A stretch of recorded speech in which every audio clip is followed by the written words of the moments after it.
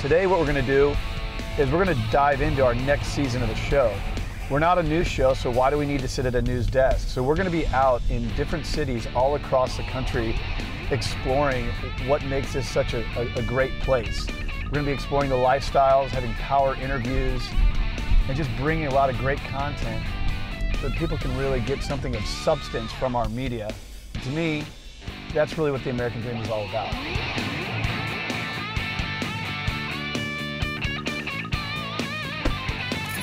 The American Dream is coming at you with a whole new season and a whole new look. Let's get the show started right now. We do it in the spirit of going against the grain of the negative media, giving inspiring information, and having people walk away from our show with something of value. You're seeing a disruption in both the real estate and the mortgage space. A lot of people are just not willing to put in the work. What video does is that it demands an emotional response. You know what I love about this show? It's totally unscripted. So you've heard my passion around the message of the American Dream, but how do you bring it to life? Well, what I did is I found the best producer with a background in real estate and lifestyle, Seth O'Byrne, to bring us the American Dream in a whole new way. Tell us what you're bringing now.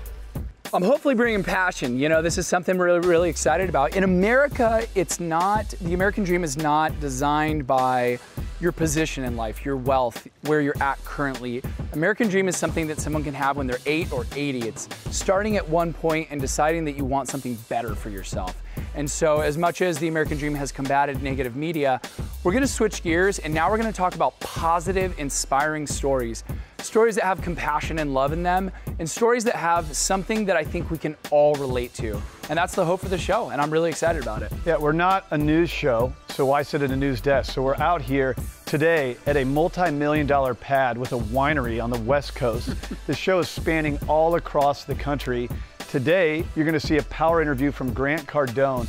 Did this in studio early this week. This guy illustrates the American Dream. 10,000 people at his event in Vegas. This guy's absolutely crushing it. We're also going to showcase the lifestyle of a winery and a multi-million-dollar pad. And then we're going to get into some local market elements where we're showing things that are happening in your own backyard. Well, let's get it started. We're going to go check out that interview with Grant Cardone in studio. Let's go check it out. All right, for today's Power Player interview, there's nobody that better illustrates the American Dream than this guy, Grant Cardone, coming to us out of Miami. Good to see you, Grant. How are you, man? Always good to see you, my friend. You bring me so much energy in my life. You remind me that a dream has to keep going and growing. Yeah, well, we're growing to Miami soon, so what makes this show unique is we go city to city, and each city has its own little ecosystem, so we're coming to your town here soon enough, so we're going to be out in the field doing some stuff with you. Excited to launch there. I can't wait to see you. So let's talk about that thing called the American Dream. You've had quite the journey yourself. Right to your left there, you can see your new book, Investing in Real Estate. Tell us real quick about your journey for those who are tuning in for the first time. Yeah, look, I mean, I grew up like probably 99% of the people watching this is like lower middle class family. My dad worked hard. My mom took care of the family, 5 kids. And my dad died at a very young age for me. He was 52, I was 10 years old. And that left a big vacuum in the family.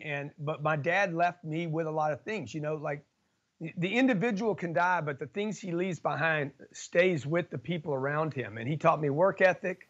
He taught me that I could have anything I wanted. He loved real estate. He was actually a stockbroker, but on the weekends he would shop real estate, which was fascinating to me because I'm like, why aren't you shopping? I mean, if you love stocks and that's what you do, why aren't you shopping stocks? But he shopped real estate because I think that that's organically something everybody understands is a good thing. And so for the past 30 years, starting in San Diego, by the way, I started buying real estate. And it's, of my 7 businesses, that's the one that will take care of me and my great-great-great-grandchildren. My great-great-great-grandchildren that have not been born yet, Craig, will probably be wealthy. Yeah, well, the stockbrokers out there, we got to remind them that there's no stock that you can live in, and there's no stock that you can use other people's money to buy it with like you can with real estate. So it's a great opportunity. What do you think about the real estate market now? I mean, we're spread across the country. In every city, we align the power players of real estate. We've trademarked that term, the best in every city. What do you think about the real estate market right now?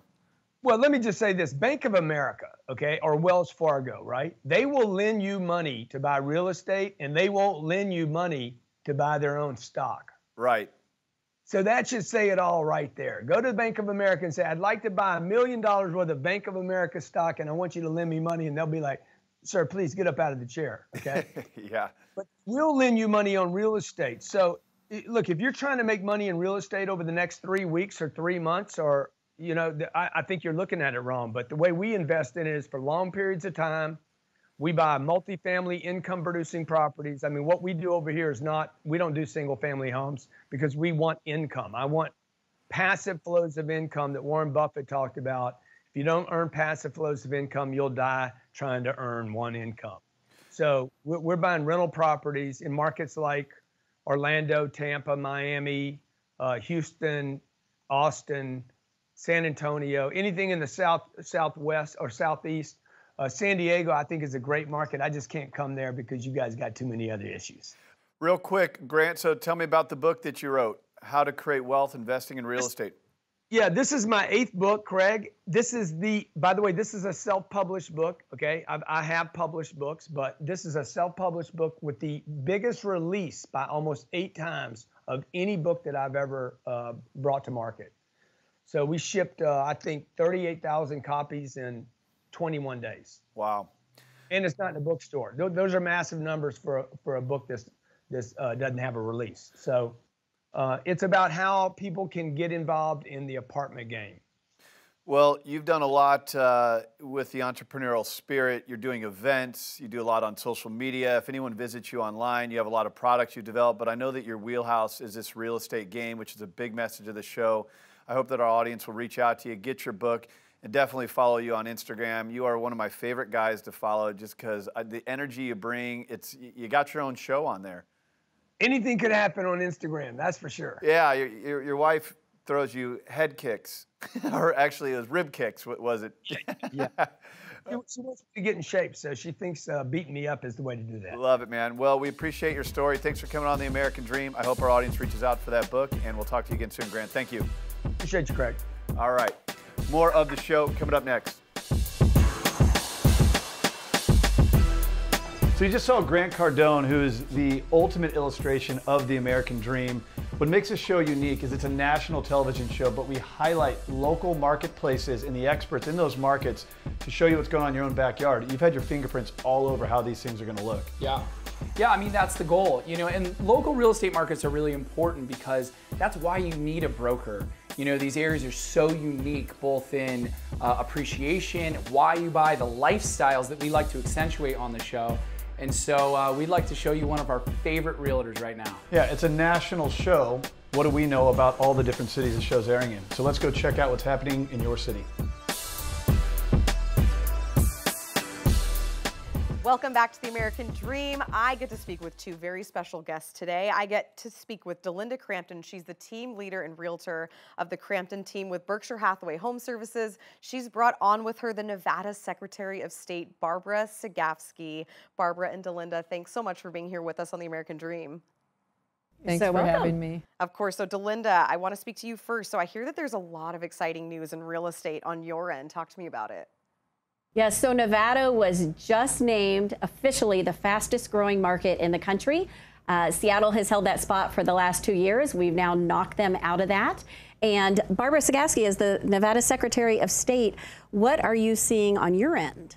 Well, we're seeing a rise in the number of people that are coming, business people that are coming to Nevada. So that means they're buying homes, and we're really excited about that.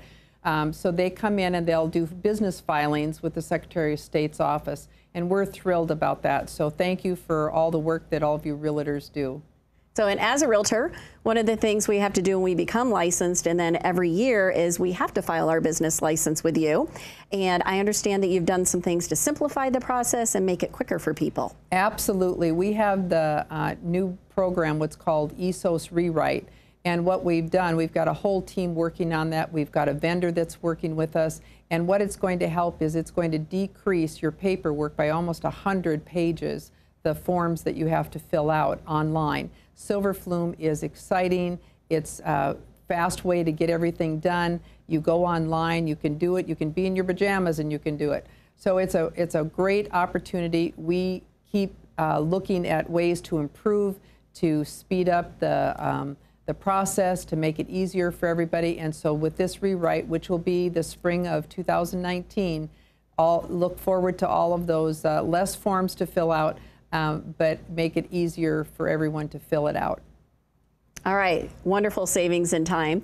And one of the big talk of the town has been all the sports activity that we've had going on. So the Knights had their record-setting season in the Guinness Book of World Records. Now we've got the Raiders coming. There's a lot of buzz, and it's going to be, you know, people are talking about what it means for their home values and the economy and just values going up. Now, what kind of effect or impact are you seeing on the Secretary of State side of things? Well, again, we'll see business filings coming in, which we're really excited about, but the business opportunities for people to come in, different vendors, different people that are associated and working with the stadiums, all the ball games, everything that's going on, it just means more revenue for the state of Nevada.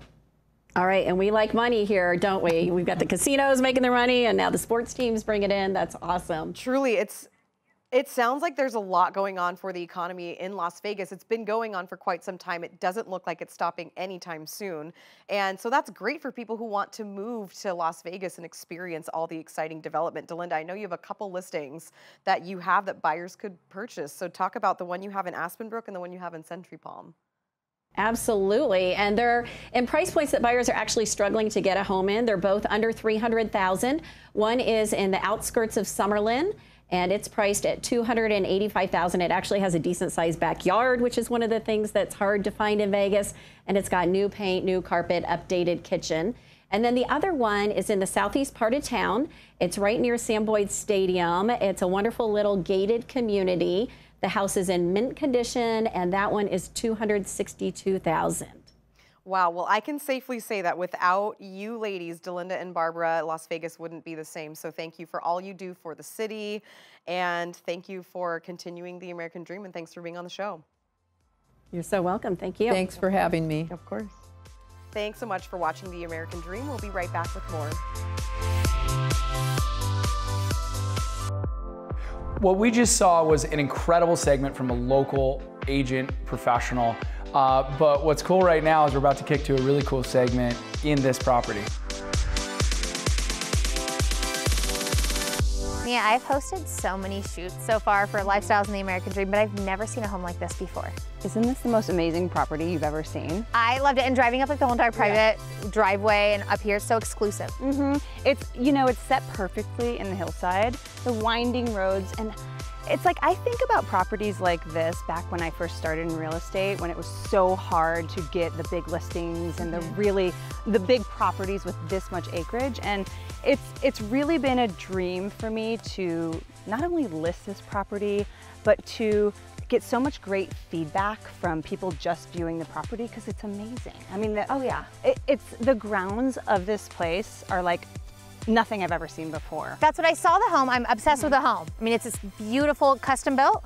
Custom built in 2008, actually. Oh, wow, that's really new. Isn't it? It's so new. Yeah. The sellers actually built it from the ground up. I mean, so much like blood, sweat, and tears went into this home. When you live at the property, your lifestyle here is exterior. It's all exterior. The inside is an added bonus, but I mean, you've got so many different types of fruit trees on this property. You've got a winery that's just down the hill here and surrounds the property. Your options to do multiple things on the actual land is endless. I mean, you really could do anything. Yeah. You know, there's an active beehive down there where the bees come and go from the koi pond out front. You've got the pool out back, that just the vanishing edge with virtually nothing in the distance. It's the most peaceful property you could ever imagine. It's like you're coming home and you're coming up to your own resort with nobody around, with the sunset, and you put the music on and you just go pick fruit off your fruit trees to make a margarita by the pool. I mean, it's everything at your fingertips, literally, but you're in the middle of nowhere, which is amazing. In the middle of nowhere, so convenient because you are still close to town. Still get there somewhat fast, but Right. Shut everything off. Enjoy your time with your family. Yes. And I will say, if you are a drinker, the winery and the vineyard on this property produces over 2,000 pounds of wine, which is about 50 cases per year. Oh my gosh. Of award-winning wine. And do you have any of that award-winning wine here? We do. I think we should go open a bottle and go back by the pool and have a little sip of wine. I'm saying it's warm out here. Let's go get some wine. Let's go enjoy the pool. There's so many people that have dreamed of owning a California winery Or with Molly and Mia. in a winery. In a winery. With 3 vineyards and bottles of wine. Yes, that is kind of your American dream. It's a very specific American dream, but yeah, it was cool to actually see it, and I think it was great that we got to take people inside. All right, so coming up next, what you don't know is I've been traveling all across the country, meeting the best realtors in every city to make sure when we talk about your backyard, you're hearing from somebody who's actually in the trenches in the top 1% nationally, but experiencing what you have going on in your city. Next realtor piece. Let's do it. All right, let's go. Welcome back to the American Dream. Today I'm speaking with Laura Harbison. She is the broker owner of Realty Executive Southern Nevada Properties. Laura, thank you as always for being on the American Dream. It's great to be here. Thank you. Of course. So today we are talking a little bit about keeping your home safe, whether it's on the market, not on the market. How can a homeowner make sure that their home is being protected? Right, some basic anti-burglary tips, starting with making sure the exterior of your home is maintained. You don't want to have the landscape being overgrown, shrubs growing out of control like no one's paying attention. Another factor to the exterior would be making sure you don't have debris in the front yard, newspapers piling up, etc. If you're on vacation or if the home is vacant, enlist the help of your neighbors. You know, talk to them and say, hey, can you help keep an eye on the front of my house? And you know, if anybody throws a paper or anything in the front, can you grab it? Maybe even ask them to park in your driveway occasionally so it looks like there's people coming and going. Another factor for the exterior would be lighting. You don't want to just leave lights on all the time because that makes it look like there's nobody there. So having floodlights on motion sensors is great. Burglars don't want to be seen, and just the activity of the lights going on and off will most likely scare them away. Absolutely. Yeah. Oh, I was going to say, touching on that too, I know another good feature is that people can have automatic lights on the inside too. You're probably going to mention that. But yeah, it's good to make it look as if somebody's home. Exactly. You can use those timers for lights on the interior. You can use them for a radio or a television. Again, you don't want it to be the same all the time because, you know, a burglar who's watching your house will see that there's no activity, the lights are always on or off at the same time, etc. So you want to make sure that you're enlisting that technology to help you. Another technology tip would be to use cameras. The Ring doorbells become really popular. You know, those are motion activated and they actually record people and you can hear them and it can alert you on your phone. Again, burglars don't want to be seen and they don't want to be recorded, and so you don't want the cameras hidden. You want them right out there in plain sight. Alarms are great. Items that make loud noises when people come in. It doesn't have to be monitored. You probably do want to get the signs that you put outside that say that the home is being monitored, whether it is or not. But having some sort of noisemaker go off when someone breaks into the house, is very helpful. Next thing you want to do is you want to sit back and think about what you would do if you locked yourself out of your own house. So if you went out and you locked yourself out, how are you going to get back into your own house? And if the first thing you think about is the window that has the broken lock or the back door that you always leave unlocked, now you know what the vulnerabilities are of your home. You want to make sure that you take care of those things. It seems like locking your doors would be common sense, but I can't tell you how many people that I come across that have certain doors that they never lock. Maybe it's the fire door in from the garage, which is probably the #1 way that burglars enter houses. It could be, they like to have their windows open and they don't think about those locks and all too. So you want to definitely make sure all of your locks are functioning on your doors and windows and that you have those secured all the time. So that would be, and then, another, this is more of a tip in case you get burglarized. You want to make sure that you have a good log of all the items that you have in your house. You want to write down serial numbers, take pictures. A video of the interior of your home is very helpful in the, in the unfortunate event that you are burglarized. It's very hard to remember what you have and where it's at, especially in a pressure situation like that. And it definitely helps with your insurance company to be able to prove what you have. If you have pictures and video, it's really hard to say that you didn't have those items. I like that you mentioned all of that because truthfully, it really is, I mean, what a better way to know how to get into your house unless you lock yourself out. And another thing, that Ring door system is not as expensive as people would think. So I'm glad you mentioned that. It's a really good tool to keep the front of your house really safe. Now, transitioning, I know you've got a great listing over there on Peninsula Point Avenue. Can you talk to me about that one? Yes, that's at 1412 Peninsula Point. The asking price is $775,000, and this property is over 5,400 square feet. It's got 6 bedrooms and 6 bathrooms, and those bedrooms include 2 master suites, one upstairs and one downstairs, both of which each have their own private sitting room. All of the rooms are spacious. The family room is amazing. It's got a huge loft upstairs.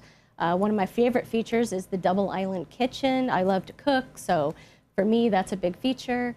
It sits on 1/3 of an acre premium lot. It has a beautiful pool and spa with waterfall, and it's just an amazing property. That sounds brand new on the market.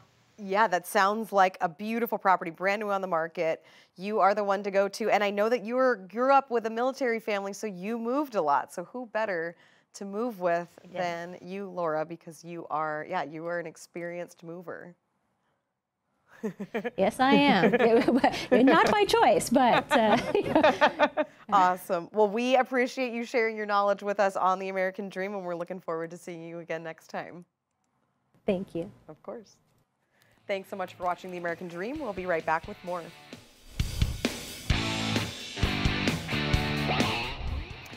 Welcome back to the American Dream. We are talking about new construction in Las Vegas. I've got with me Jillian Batchelor. She's a realtor with the Batchelor Hannah Group, with the Realty One Group.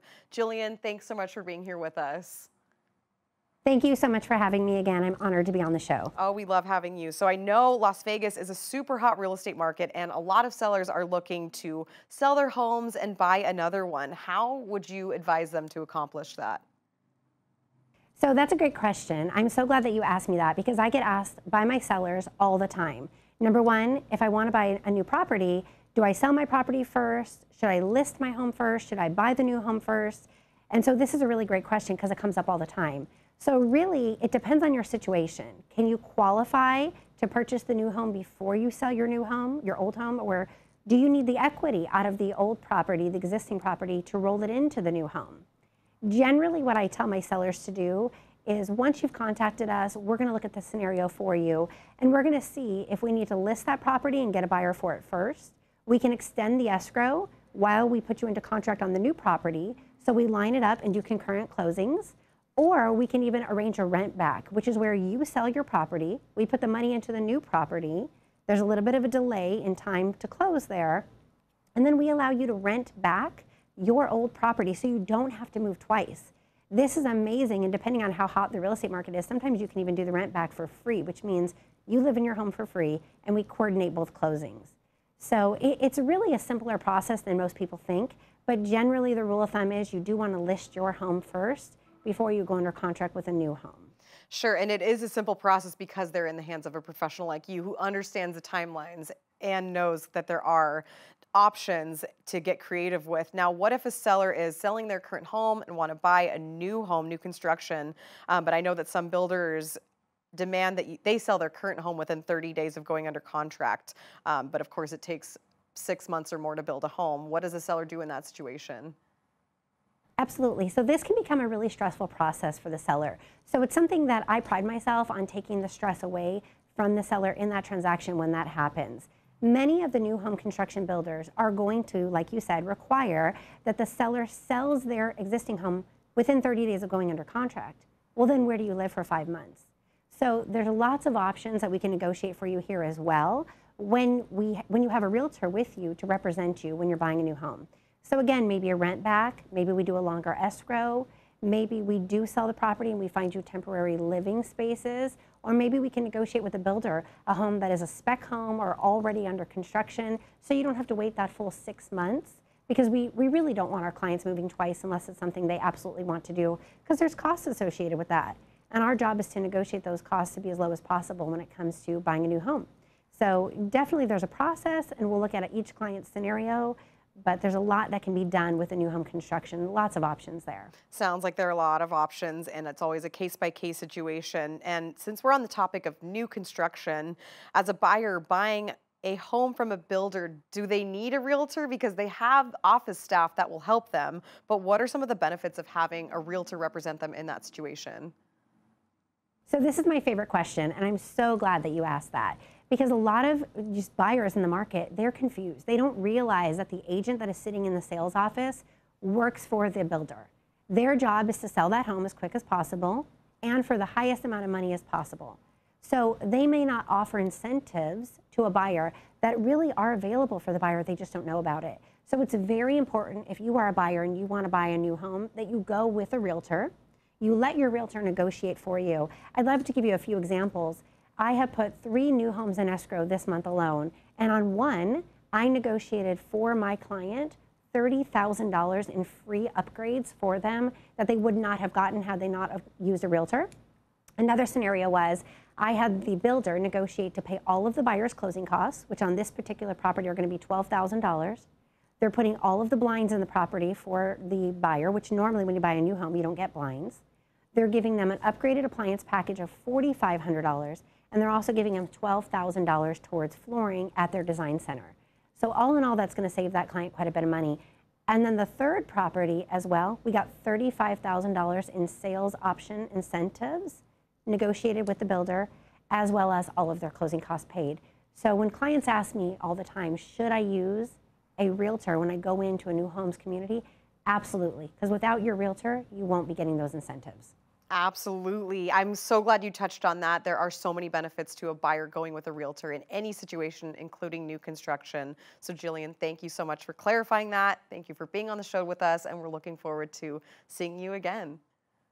Thank you so much for having me. It's always a pleasure. We live in the best city in the world, in my opinion. So thank you, and visit Las Vegas. Agreed. Done deal. Thanks so much for watching The American Dream. So let's close the show. What should we do, man? Should we be like casual or should we be pumped up? I think we should be both casual and pumped up. All right. Well, we just finished a big show. What you learned today is the American Dream is a mindset, not a circumstance. And as far as our show, it's raw, it's real, it's authentic. We're not owned by a network. We're commercial free. We're unscripted. We just brought the best producer in the space to the game. I think we did great, man. I mean, you know, the American Dream is incredible, and I think it was Thomas Jefferson, or he was kind of